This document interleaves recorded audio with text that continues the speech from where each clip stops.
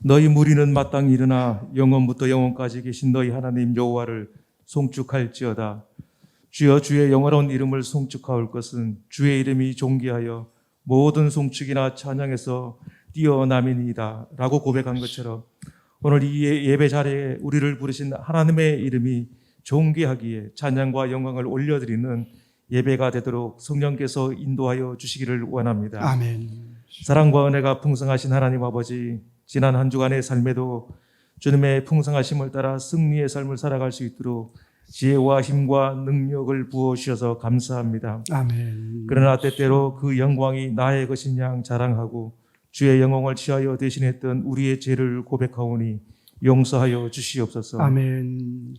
더하여 미움과 다툼과 시기와 질투하는 연약한 모습 속에 주의 영광을 가리며 주님이 가르쳐 주신 용서의 삶으로 반응하지 못했던 죄를 고백하오니 십자가의 보혈로 씻어주시고 정결케 하여 주시옵소서. 아멘. 사랑과 은혜가 풍성하신 하나님 아버지, 제주동도교회와 성도들이 구름을 타고 영광으로 다시 오실 주님을 기다리며 믿음의 삶, 은혜의 삶을 살아갈 수 있도록 인도하여 주시기를 원합니다. 아멘. 이 땅에서 하나님의 자녀로 주님의 제자로 살아갈 때 주의 크신 능력과 역사심을 제한하지 않게 하시며 연약한 그릇임에도 그 그릇을 만드신 이의 뜻과 용도에 맞게 합당한 삶을 살아갈 수 있도록 지혜와 명철함으로 채워주시기를 원합니다. 아멘. 무엇보다 주께서 예비하신 곳 영원히 거할 초소에 이르기 전에 이 생에서 잠시 살아갈 동안 우리가 받는 어려움과 고난이 있다 할지라도 나의 사랑하는 자들아, 너희가 나 있을 때뿐만 아니라 더욱 지금 나 없을 때에도 항상 복종하여 두렵고 떨림으로 너희 구원을 이루라는 말씀 앞에 성령 하나님의 도우심을 힘입어 날마다 구원을 이루어 승리하는 삶이 되게 하여 주시옵소서. 아멘. 사랑과 은혜가 풍성하신 하나님 아버지, 지금도 열방 가운데서 최전방에서 복음과 선교를 위해 헌신하고 사역을 감당하는 선교사들을 축복하여 주시옵소서. 아멘. 정치적으로 종교적으로 제한된 곳이 많지만 그 가운데서도 주의 자녀들을 찾으시고 지금도 살아 역사하시는 하나님의 능력으로 덧입혀 주시옵고 모든 나라와 민족과 백성과 방언에서 그들의 언어와 문화와 악기로 주님을 예배하고 찬양하는 놀라운 일들이 일어나도록 역사하여 주시옵소서. 아멘. 하나님 아버지, 끊임없는 내전과 전쟁이 속히 멈추어 평화를 되찾게 하시며 주님의 평안으로 충만하게 하여 주시옵소서. 아멘. 전쟁의 참혹함 속에서도 그들을 위로하며 함께 울고 아파하며 고통의 짐을 서로 나눠 가지고자 사역하는 헌신자들이 있음을 고백합니다. 힘과 능력을 더하여 주시옵고 더 많은 필요와 재정들이 채워지게 하셔서 그들을 돕고 섬기는 데 부족함이 없도록 인도하여 주시기를 원합니다. 아멘. 사랑과 은혜가 풍성하신 하나님 아버지, 오늘 이 시간에도 주님을 예배하는 북한 성도들을 기억하여 주시옵소서. 아멘. 척박한 환경 속에서도 믿음을 저버리지 않고 죽으면 죽으리라는 굳건한 믿음과 신앙을 세워가는 저들을 죽음의 사선에서 굶주림과 헐벗은 가운데서 여러 질병과 고통 가운데서 건지시며 순간순간마다 주의 돌보심을 경험하는 은혜가 넘치게 하여 주시옵소서. 아멘. 이 나라와 민족 가운데도 주님의 은혜가 필요함을 고백합니다.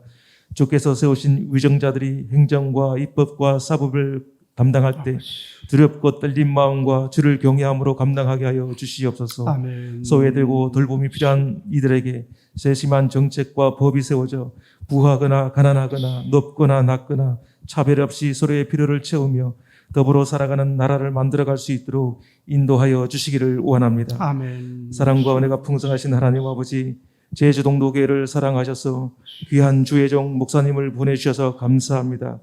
늘 영육간에 강건하게 하시며 성령의 능력과 충만하심으로 인도하여 주시기를 원합니다. 아멘. 또한 주의 자녀들에게 은혜의 말씀을 주시려 목사님을 단에 세우심을 감사드립니다. 아멘. 목사님을 통해 선포되는 말씀이 천국 시민이 살아갈 계명이 되게 하시며 듣는 귀를 허락하시어 오직 말씀에 순종하여 은혜가 풍성한 삶이 되게 하여 주시옵소서. 아멘. 호산나 찬양대를 축복하시며 주께서 기뻐 받으시는 아름답고 향기로운 찬양이 되게 하여 주시옵소서. 아멘. 교회와 예배를 위해 교사로 주방에서 직분과 은사에 따라 봉사하고 헌신하는 모든 이들을 축복하여 주시옵소서. 아멘. 예배의 주인이신 주님만이 모든 나라와 민족과 방언에서 존귀와 영광과 경배를 받아 주시옵소서. 아멘. 감사합니다. 예수님의 이름으로 기도하옵나이다. 아멘. 아멘.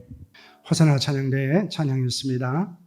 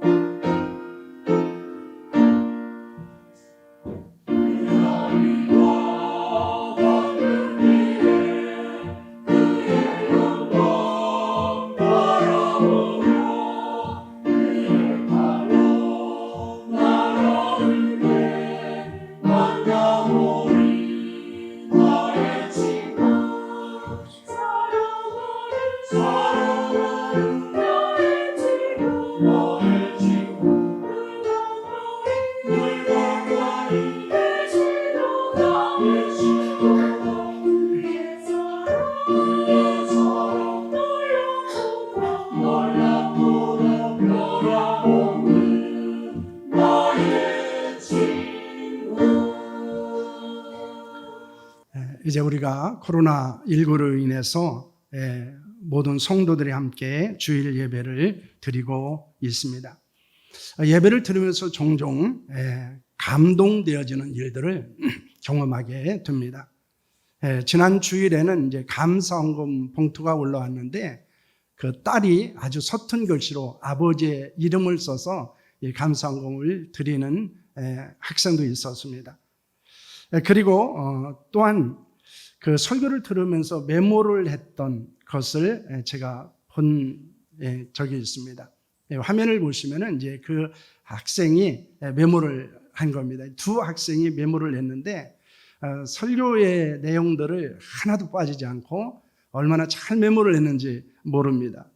그래서 뭐 경건은 하나님에 대한 삶의 태도 뭐 이런 것들이다. 뭐 이런 것으로부터 제가 도표를 이용해서 온전한 그리스도인이 어떤 모습인가라는 것을 이제 보여줬는데 그걸 도표까지 그대로 또 이렇게 그리면서 이렇게 메모를 했던 그런 것들을 보게 됩니다. 그것을 보면서 참 감동을 받았습니다. 그리고 거룩한 부담도 느꼈습니다. 좀 더 설교를 잘해야 되겠다. 그리고 우리 사랑하는 아이들이 정말로 마음껏 하나님을 예배하고 또 하나님을 찬양하고 또한 사랑하는 교회 안에서 이들이 마음껏 하나님을 영화롭게 하는 자로 성장하는 그런 교회를 세워야 되지 않느냐라고는 생각을 갖게 됩니다. 그러면서 또한 거룩한 도전도 갖게 됩니다. 우리가 하나님을 예배하는 태도 아니면 마음은 어떤 것인가, 그리고 우리가 하나님의 말씀을 듣고 반응하는 태도는 어떤 것인가라는 것입니다. 이 아이들도 예배를 드리고 또한 설교를 들으면서 그 한자 한자를 기억하고 또 메모를 하고 이렇게 집중하는 이런 모습들은 우리에게 또 다른 도전이 될 수 있고 우리가 또한 이런 것을 통해서 거룩한 결단들이 일어나야 되지 않을까라는 생각을 하게 됩니다. 여러분, 이들이 성장하기에 정말 적절한 영적인 환경이 만들어지는 교회로 세워갈 수 있기를 축원합니다. 우리가 주어진 사명이 있다면 바로 이런 교회를 세우는 것입니다. 그래서 우리의 사랑하는 자들이, 사랑하는 자녀들이 함께 하나님을 예배하고 이곳에서 하나님을 향한 거룩한 꿈을 꾸고 그 꿈을 이뤄가는 교회를 세워가는 것이 바로 우리들의 책임이고 그리고 우리들의 사명이라고 생각을 하게 됩니다.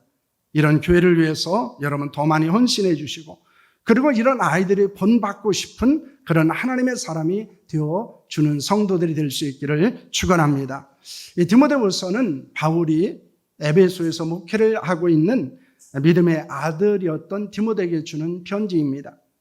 바울은 말세에 일어날 일들에 대해서 영적 분별력을 갖고 교회를 섬기고 신앙생활을 할 것에 대해서 권면을 하고 있습니다. 말세는 어떤 현상이 일어난다고 말하고 있습니까? 경건하게 살지 않는 일들이 일어나게 된다라고 하는 것이 바울의 결론입니다. 말세가 되면 나타나는 현상은 경건하게 살지 않는 사람들이 더 많아진다는 것입니다. 왜 그렇습니까? 경건하게 살기 위해서는 하나님을 사랑해야 되는데 하나님을 사랑하기 위해서는 자기를 사랑하고 돈을 사랑하고 쾌락을 사랑하는 것을 포기해야 하기 때문입니다. 그런데 여러분, 나를 사랑하는 것, 돈을 사랑하는 것, 그리고 쾌락을 사랑하는 것을 포기한다고 하는 것은 쉽지 않습니다.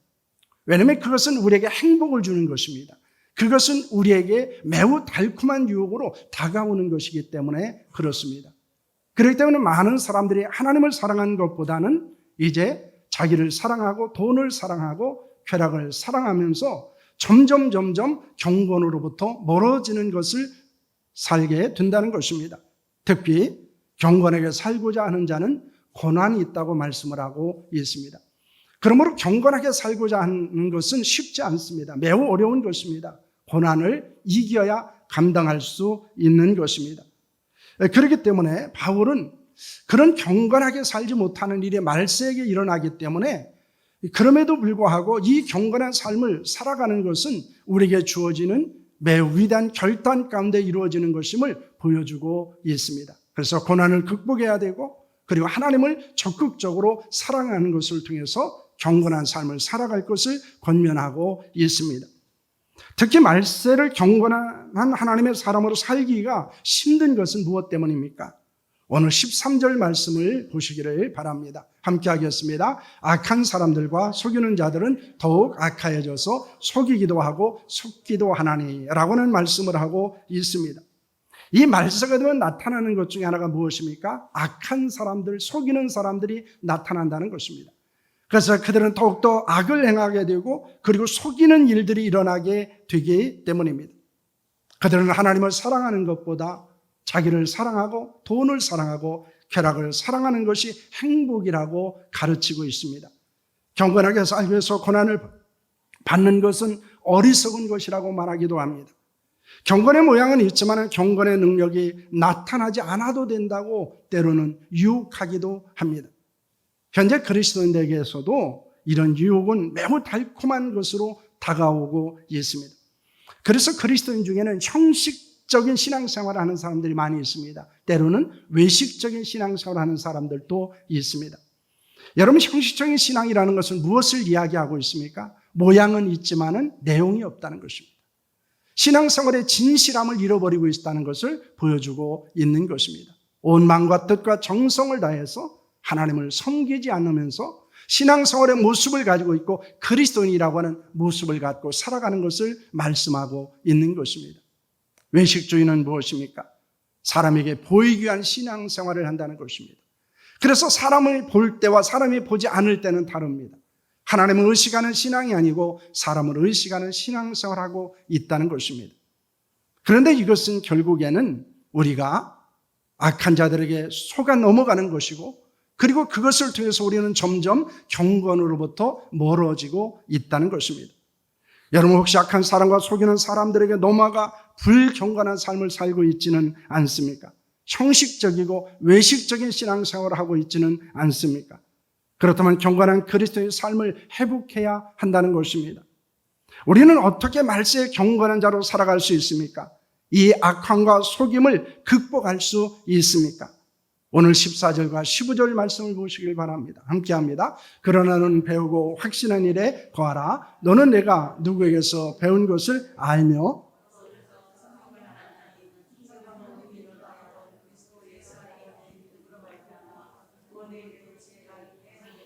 아멘. 이 말세에 경건하게 살지 못하게 하는 것은 무엇입니까? 배우지 않는다는 거예요. 확신하지 못한다는 것입니다. 성경을 배워야 되고 그리고 확신이 거하게 되면 우리는 경건하게 살아갈 수 있다는 것입니다. 성경은 예수님 안에 있는 믿음을 갖게 하고 믿음으로 구원에 이르는 지혜가 있다고 말씀하고 있습니다. 성경은 경건하게 살아갈 수 있는 능력을 갖게 한다는 것입니다.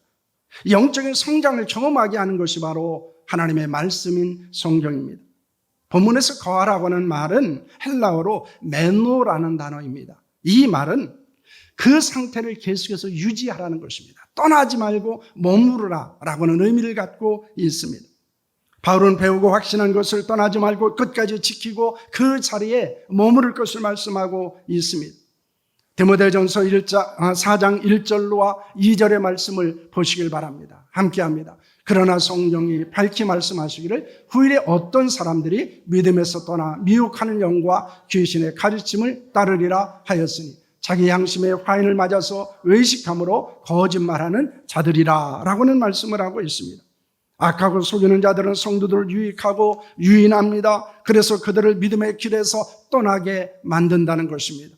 미혹의 영과 귀신의 가르침을 따르게 합니다. 양심이 마비되고 외식하고 거짓말하는 자가 될 수 있음을 우리에게 경고하고 있는 것입니다. 여러분 성경을 열심히 배워야 합니다. 성경을 말씀을 계속해서 배워야 합니다. 하나님의 말씀으로 인해서 믿음과 구원의 확신을 갖고 있어야 합니다. 그 확신은 어떤 상황에서도 흔들리지 않도록 한다는 것입니다. 그러면 우리는 영적인 유혹과 미혹을 견딜 수 있습니다. 말세 우리는 더욱더 경건한 하나님의 사람으로 살아갈 수 있습니다.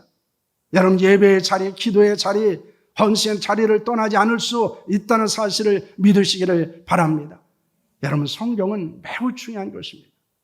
우리가 하나님의 말씀을 읽고 듣고 또 그것을 배우고 묵상하고 그것을 우리의 삶에 적용하지 않고는 우리는 이 말세를 경건하게 살아갈 수 없습니다.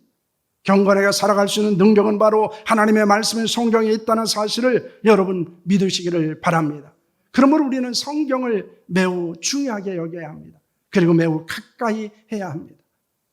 여러분 주일날 성경을 가지고 교회에 옵니다. 요즘에는 또 교회에 올 때 성경을 가지고 오지 않는 분들도 많이 있어요. 그런데 그 성경을 그러면 집에 가서 여러분 얼마나 많이 열어봅니까? 그 말씀을 얼마나 많이 여러분 읽어보고 있고 그 말씀을 얼마나 많이 묵상하고 있고 그 말씀대로 살려고 여러분 얼마나 몸부림치고 있습니까?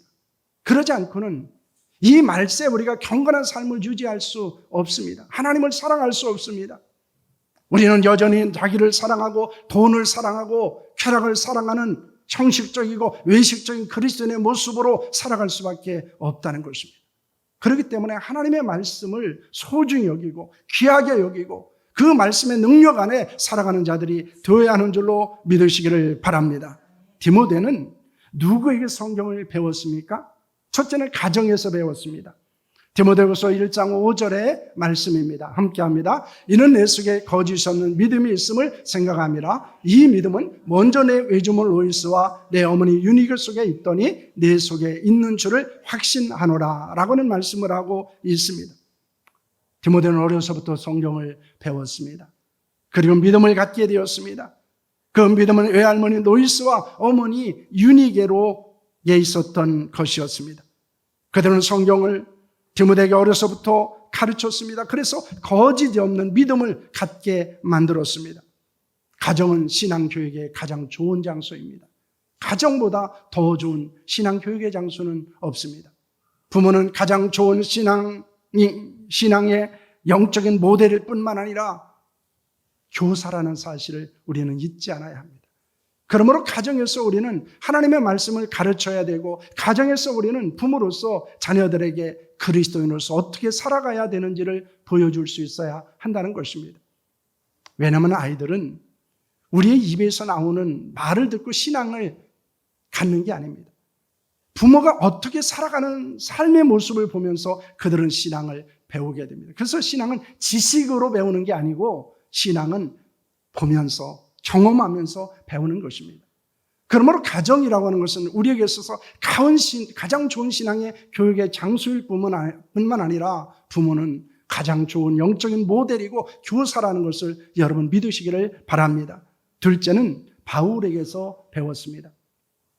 바울은 디모데를 만난 것은 누스드라였습니다. 바울이 만났을 때 이미 디모데는 그리스도인이었고, 그리고 사람들에게서 칭찬을 받는 사람이었습니다. 사도행전 16장 2절의 말씀을 보시길 바랍니다. 디모데는 누스라와 이군에 있는 형제들에게 칭찬을 받는 자니 라는 말씀을 하고 있습니다. 하지만 그는 완벽한 그리스도인이 아니었습니다. 온전한 하나님의 사람은 아니었습니다.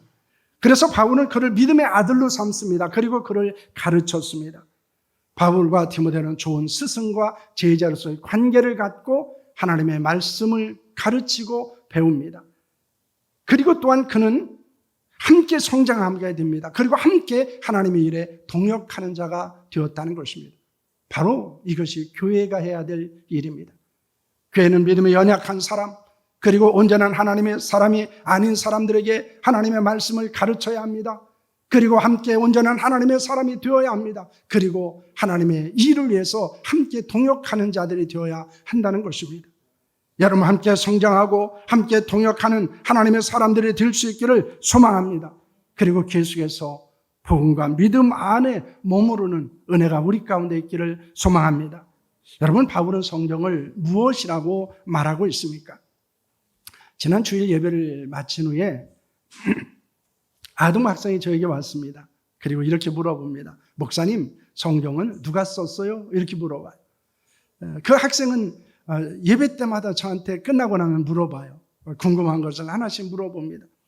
그래서 제가 이런 이야기를 했습니다. 성경은 하나님께서 감동을 주신 사람들이 기록했다, 이렇게 이야기했습니다. 우리가 사용하고 있는 성경은 약 1500년 동안 40명의 사람들에 의해서 기록된 것입니다. AD 397년에 카르타고에 의해서 구약 39권, 신약 27권을 정경으로 확정을 합니다. 그래서 성경은 우리가 그 개혁파에서 가지고 있는 성경, 개신교에서 가지고 있는 성경은 3927입니다. 66권이에요. 그런데 이것이 바로 AD 397년에 카르타고에 의해서 확정한 것입니다. 그런데 이 바울은 이 성경을 무엇이라고 말합니까? 성경은 하나님의 감동으로 된 것이다, 이렇게 말합니다. 이는 성경의 절대 영감을 주장하는 것인데, 이것은 성경의 저자가 하나님이라는 것을 말씀하고 있는 것입니다. 성경 그 기원과 내용이 하나님의 감동, 즉 성령의 역사로 말미암은 것입니다. 인간의 성경을 기록했지만은 인간의 저자가 아니라 하나님이 저자라는 것입니다.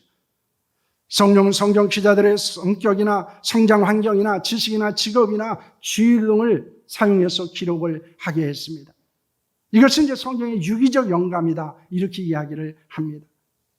그리고 성령께서 성경의 기자를 사용해서 말씀을 기록했기 때문에 그 성경에는 오류가 없다는 것입니다. 그래서 이것을 성경의 무호성이라고 말합니다. 인간의 생각이나 경험으로는 이해할 수 없습니다. 모순이 있는 것 같습니다. 그러나 이것은 인간의 한계로 인한 것이지 성경 자체에 모순이 있는 것은 아니라는 것입니다. 성경의 권위는 성경의 저자가 성령의 감동을 받은 사람들에 의한 것, 즉 다시 말하면 하나님이 저자라는 데 있습니다. 그리고 성경을 우리의 신앙과 생활에서 절대 표준해야 되는 것은 성경이 하나님의 말씀이라는 데 있다는 것입니다. 왜냐하면 성경이 하나님의 말씀이 아니라면 이것은 절대 표준이 될 수 없기 때문입니다. 그런데 이 성경에는 기능이 있습니다. 그리고 성경을 우리에게 주신 목적이 있다는 것입니다. 오늘 디모데후서 3장 16절 말씀을 보시기를 바랍니다. 함께합니다. 모든 성경은 하나님의 감동으로 된 것으로 교훈과 책망과 바르게 함과 의로 교육하기에 유익하니 라고 하는 말씀을 하고 있습니다. 성경에는 4대 기능이 있습니다. 4가지 성경의 역할이 있다는 것입니다. 첫째는 교훈입니다. 이것은 이제 복음의 진리를 가르치는 것입니다. 이것을 교리라고 볼 수 있습니다. 하나님은 누구신가? 예수님은 어떤 분이신가? 성령님은 어떤 분이신가? 어떻게 구원을 얻을 수 있는가? 그리고 교회는 어떤 곳인가? 이 세상의 종말과 천국은 어떤 것인가? 라고 하는 것을 가르쳐주고 있습니다. 그래서 이 성경에는 어떻게 영생을 얻는 것에 대해서 말씀하고 있고 그 영생은 누구에게 있습니까? 예수 그리스도에게 있다는 사실을 말씀합니다. 그래서 예수는 성경은 나에 대해서 증거한다 이렇게 말씀을 하십니다. 또한 이 성경은 책망의 기능이 있습니다. 이것은 잘못된 것을 깨닫게 하는 것을 말씀하고 있습니다. 어떤 것이 바른 신앙인지, 어떤 것이 바른 삶을 살아가는 것인지를 우리는 알 수 없다는 것입니다. 그런데 그것의 표준과 기준이 바로 무엇입니까? 성경이라는 것입니다. 그래서 우리는 성경을 척도로 해서 우리의 신앙과 행위를 살펴보면 알 수 있다는 것입니다. 때로는 성경의 책망이 우리를 아프게 할 때가 있습니다. 때로는 불편하게 만들기도 합니다. 때로는 이해할 수 없는 것이기도 합니다. 하지만 그 책망에 순종으로 반응할 때 우리의 신앙과 생활에 유익이 일어난다는 사실을 우리는 기억해야 합니다. 그러므로 성경이 우리를 책망할 때 우리는 아주 뼈아픈 채찍으로 받아들여야 한다는 것입니다. 셋째는 교정입니다. 오늘 본문에서는 이것을 바르게 함이라고 말씀을 하고 있습니다. 책망이 부정적인 것에 대해서 관점을 가지고 있다면 바르게 함이라고 하는 이 교정은 긍정적이고 적극적인 면에서 관심을 갖고 있습니다. 진리와 사랑으로 신앙과 행위를 바로 잡아주는 것을 말씀하고 있는 것입니다. 하나님의 말씀의 성경이 우리 안에 역사할 때 거룩한 변화를 경험할 수 있게 된다는 것입니다. 그 말씀의 지배를 받을 때 죄를 떠날 수 있습니다. 악하고 견고한 서슬을 끌어버릴 수 있다는 것입니다. 그리고 그 성경은 우리에게 어떻습니까? 우리의 모난 부분을 깎이기도 하고 우리의 연약한 부분을 강하게 만들기도 하고 그리고 우리의 병든 부분들을 도려내기도 한다는 것입니다. 그렇기 때문에 이 성경을 통해서 우리가 계속해서 변화를 경험해야 하나님의 사람이 될 수 있음을 교훈하고 있습니다. 넷째는 교육입니다. 교육은 어린아이를 양육하는 것을 의미합니다. 하나님의 말씀인 성경 우리에게 경건하지 않은 것과 세상의 정욕을 버리게 할 뿐만 아니라 이 세상에서 신중하고 의롭고 경건하게 살 수 있게 만듭니다. 성경은 하나님이 원하시고 기뻐하시는 삶을 살아갈 수 있도록 영적인 양분을 공급해 준다는 것입니다. 그래서 성경을 영적인 양식이라고 말하기도 합니다. 그래서 부모가 어린아이를 양육하고 그 아이를 키우는 것처럼 성경은 우리에게 계속해서 영적인 영양분을 제공하고 그리고 그 말씀을 통해서 우리는 영적으로 성장하게 된다는 것입니다. 그런데 이 성경에 궁극적인 목적이 있다는 것입니다. 왜 성경이 그렇다면 우리에게 이렇게 교훈과 책망과 교정과 교육의 기능을 하느냐라는 것입니다. 그것을 통해서 우리에게 주는 유익이 무엇인가라는 것입니다. 오늘 17절 말씀을 보시길 바랍니다. 함께합니다. 이는 하나님의 사람으로 온전하게 하며 모든 선한 일을 행하기에 능력을 갖추게 하려 함이라 라는 말씀을 하고 있습니다. 그 첫째는 온전한 하나님의 사람이 되게 하는 것입니다. 예수 그리스도를 믿고 영접한 사람들은 모두 하나님의 사람입니다. 그러나 아직은 온전하지 않습니다. 하나님의 말씀을 통해서 교훈과 책망과 교정과 교육을 받아야 온전한 하나님의 사람으로 성장할 수 있다는 것입니다. 본문에서 온전하다고 하는 것은 부족함이 없다, 건강하다라고는 뜻을 갖고 있습니다. 하나님이 생각하고 기대하기에 부족함이 없는 하나님의 사람으로 만들기 위해서 성경을 우리에게 주셨다는 것입니다. 우리는 성경을 통해서 계속해서 성장하고 성숙해져야 한다는 것입니다. 모든 그리스도는 하나님의 사람이지만 모두 다 온전한 하나님의 사람이 되지 않을 수도 있다는 것입니다. 어쩌면 대부분의 많은 사람들은 하나님의 사람이지만은 온전한 하나님의 사람은 아닐 수 있다는 것입니다. 그럼 우리가 어떻게 온전한 하나님의 사람이 될 수 있습니까? 우리가 어떻게 부족함이 없는 하나님의 사람이 되고 영적으로 건강한 하나님의 사람이 될 수 있습니까? 그것은 하나님의 말씀인 성경을 통해서 된다는 것입니다. 그렇기 때문에 성경을 통해서 온전한 하나님의 사람이 될 수 있기를 축원합니다. 둘째는 하나님의 사람으로 온전하게 살게 하는 것입니다. 오늘 17절 말씀을 보면 이렇게 말합니다. 모든 선한 일을 향할 능력을 갖추게 하려 함이라 이렇게 말합니다. 그런데 이것을 예전에 우리가 사용하던 개역 성경은 이렇게 말합니다. 모든 선한 일을 행하기에 온전케 하려 함이라 라고 말합니다. 여러분, 개역 성경에서 온전케 하려 함이라 라고는 말씀, 그리고 개역 개정에서 능력을 갖추게 하려 함이라 라고는 말씀의 의미는 무엇입니까? 하나님의 사람으로 온전한 일을 행할 수 있는 능력을 강조하고 있다는 것입니다. 우리가 하나님의 사람으로 온전케 되어지고 그리고 온전하게 살아갈 수 있는 능력은 어디에 있다는 것입니까? 하나님의 말씀에 있다는 것입니다. 그렇기 때문에 하나님의 말씀은 능력입니다. 하나님의 말씀은 능력이에요. 하나님의 말씀은 악한 사단의 권세를 대적할 수 있는 강력한 능력이라는 것입니다. 우리가 얼마나 하나님의 말씀에 지배를 받느냐, 하나님의 말씀에 따라 살아가느냐는 우리가 이 땅에서 얼마나 능력 있는 그리스도인으로 살아가느냐를 결정하게 만든다는 것입니다. 여러분, 그렇기 때문에 이 성경이 우리에게 주는 유익을 우리는 잊지 않아야 합니다. 내가 왜 온전한 하나님의 사람이 될 수 없을까요? 내가 왜 하나님의 삶으로 온전하게 살지 못할까요? 그것은 다른 데 있지 않아요. 하나님의 말씀의 능력을 경험하지 못하기 때문입니다. 하나님의 말씀을 통해서 온전한 하나님의 사람이 될 수 있기를 축원합니다. 하나님의 삶을 온전하게 살아갈 수 있기를 축복합니다. 악한 마귀는 그리고 육체의 정욕은 그리스도로 하여금 성경을 하나님의 말씀으로 믿지 못하게 합니다. 여러분, 현대의 가장 큰 영적 도전은 무엇일까요? 성경을 하나님의 말씀으로 믿지 않게 하는 것입니다. 성경을 하나님의 말씀으로 믿지 않아요. 그냥 도덕적인 측이나 고전이나 아니면 이것은 인간의 그 어떤 탁월한 저작물로 여기고 있습니다. 그런데 성경은 하나님의 말씀입니다. 성경을 하나님의 말씀으로 믿음으로 우리의 신앙생활은 시작됩니다. 성경에 대해서 무관심하고 상관이 없는 삶을 살도록 유혹하고 있습니다. 그러나 성경이 없는 거룩한 성도는 존재하지 않습니다. 성경이 없이는 신앙생활을 할 수 없습니다. 성경은 신앙 성장을 위한 영적인 양식입니다. 천국을 향해서 가는 이정표와도 같습니다. 뿐만 아니라 성경은 영적인 무기입니다. 여러분, 성경이 없이 우리는 영적으로 성장할 수 없고 우리가 성경이 없이는 우리가 영적으로 능력 있는 자가 되지 못하고 성경이 없이는 우리는 하나님의 나라를 가는 바른 길을 알지 못한다는 것입니다. 그러므로 성경은 우리의 신앙생활에 있어서 절대적인 것입니다. 우리는 그 하나님의 말씀인 성경을 매우 소중히 여겨야 될 뿐만 아니라 그 성경을 통해서 주시는 많은 유익들을 우리는 경험해야 한다는 것입니다. 성경은 때로는 우리에게